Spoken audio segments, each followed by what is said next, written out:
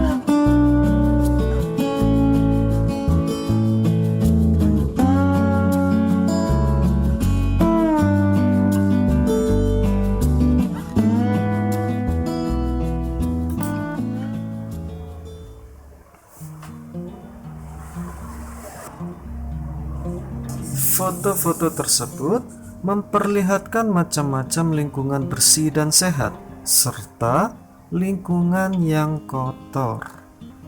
Kira-kira lebih enakan mana lingkungan bersih dan lingkungan kotor? Pasti lingkungan bersih. Maka dari itu, marilah kita menjaga lingkungan kita agar menjadi lingkungan yang bersih dan sehat.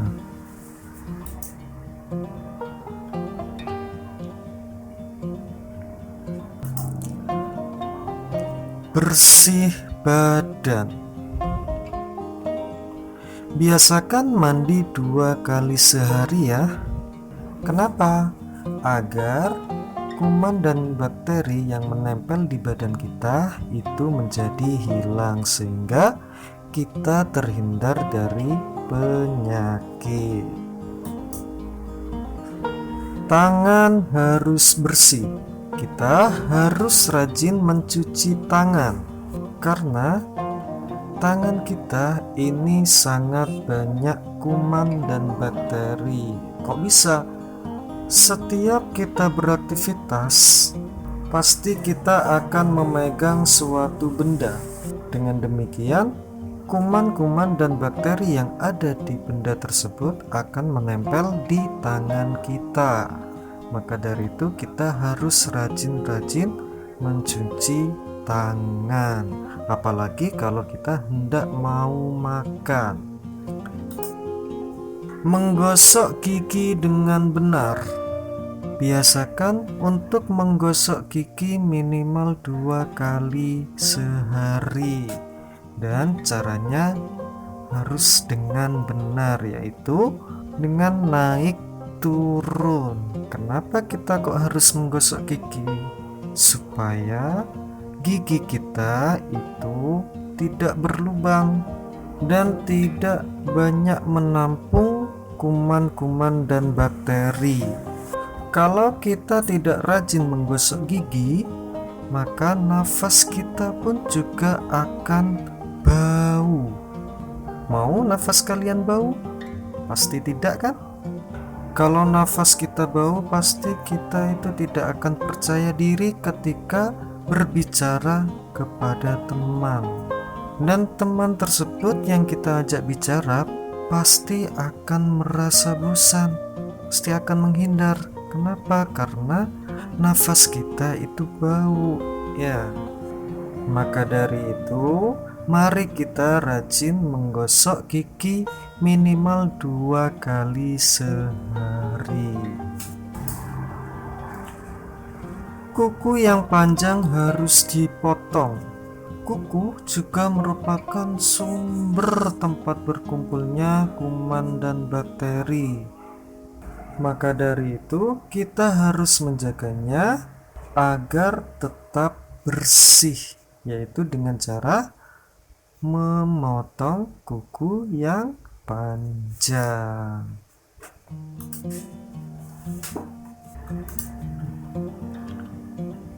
Pakaian harus bersih. Pakaian yang kotor harus dicuci. Pakaian harus rapi. Seperti gambar ini. Anak ini sedang mencuci pakaiannya. Pakaian yang kotor itu mempunyai banyak sekali kuman-kuman dan bakteri. Dan pakaian yang kotor itu juga pasti akan mempunyai aroma yang sangat tidak enak atau bau, ya. Jadi meskipun kita habis mandi, kalau kita memakai pakaian yang kotor, maka badan kita akan ikut kotor karena kuman-kuman dan bakteri yang ada di baju yang kotor menempel di badan kita, ya. Maka dari itu, pakaian yang kotor atau habis dipakai itu segera dicuci. Dan pakaian juga harus rapi. Gimana caranya? Yaitu dengan cara disetrika, ya, agar kita juga terlihat lebih cantik dan lebih tampan.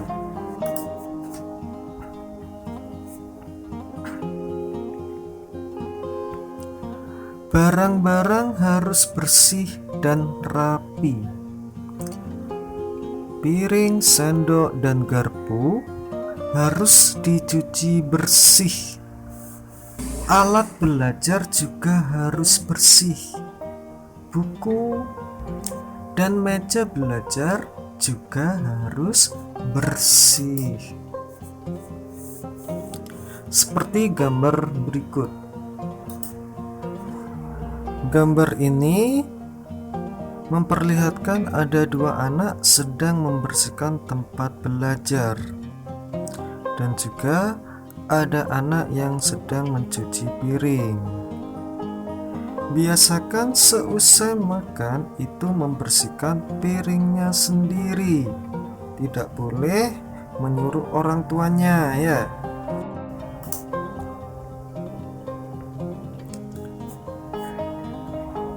Bersih tempat. Rumah yang sehat disapu setiap hari agar selalu bersih. Halaman harus bersih dari sampah. Halaman rumah kita jika kotor itu harus dibersihkan, bisa dengan disapu. Dan tidak boleh kita itu membuang sampah sembarangan, ya, sehingga menjadikan lingkungan kita itu menjadi kotor. Itu tidak boleh dilakukan. Jadi ketika membuang sampah itu harus pada tempatnya, entah itu di rumah maupun di sekolah atau di tempat-tempat umum lainnya. Ketika membuang sampah itu harus di tempat sampah. Tempat sholat juga harus bersih. Tempat sholat itu harus bersih dan suci, karena kalau tempat untuk sholat kita itu kotor atau najis, maka sholat kita itu tidak sah ya. Maka dari itu harus dibersihkan. Apalagi kalau sajadah kita kotor atau bau, pasti kita itu ketika sujud merasa tidak nyaman. Beda kalau sajadah kita itu harum, pasti ketika kita sujud kita itu akan merasakan nyaman. Tempat tidur harus kita bersihkan dan kita rapikan. Ketika kita bangun tidur, usahakan selalu merapikan tempat tidur kita. Jangan sampai kedua orang tua kita yang membersihkannya, karena itu merupakan tanggung jawab kita sendiri. Insya Allah aku bisa. Perhatikan tabel berikut. Aku mandi setiap hari. Ya, apakah ada yang mandinya tidak setiap hari? Jangan sampai ya. Usahakan mandi itu minimal 2 kali dalam sehari, karena agar badan kita itu bersih dan sehat. Aku membuang sampah pada tempatnya. Ya, membuang sampah itu harus pada tempatnya. Kita tidak boleh membuang sampah sembarangan. Kalau kita membuang sampah sembarangan, maka lingkungan kita itu akan menjadi kotor. Jadi buanglah sampah pada tempatnya. Aku selalu merapikan tempat tidurku. Ya,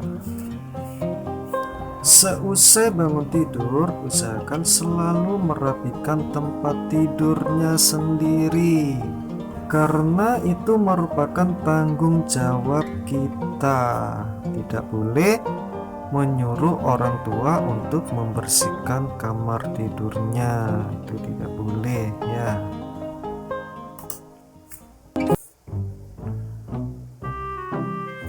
Ayo berlatih. Di sini ada tugas buat kalian, yaitu mempraktekkan hidup bersih dengan membuat video bersih tempat. Seperti apakah bersih tempat? Seperti yang dijelaskan tadi, bersih tempat contohnya yaitu seperti membersihkan halaman dari sampah. Jadi tugasnya kalian mempraktekkan hidup bersih, yaitu dengan membuat video bersih tempat.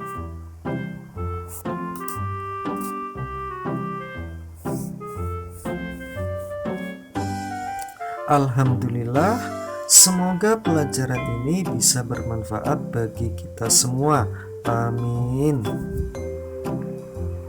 Sekian materi kali ini, kita lanjutkan di materi berikutnya.